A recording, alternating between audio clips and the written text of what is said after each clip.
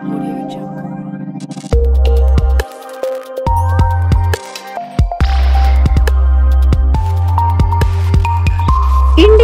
TV9 news Maharashtra.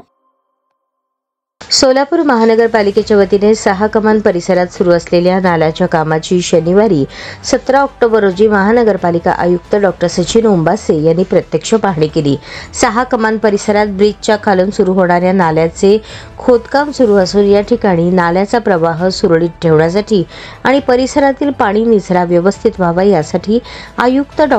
Ombase यांनी अधिकाऱ्यांना आवश्यक त्या सूचना दिल्या। तसेच नाल्याचे काम दर्जेदार व नियोजित पद्धतीने पूर्ण करण्याचे निर्देश देत त्यांनी कामाचा वेग वाढवण्याचेही आदेश दिले।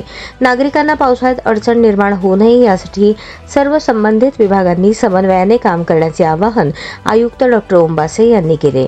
या पाहणी दरम्यान उपायुक्त आशिष लोकरे, प्रभारी नगर अभियंता सारिका अकोलवार, विभागीय अधिकारी जावेद पानगल तसेच संबंधित विभागाचे अधिकारी उपस्थित होते।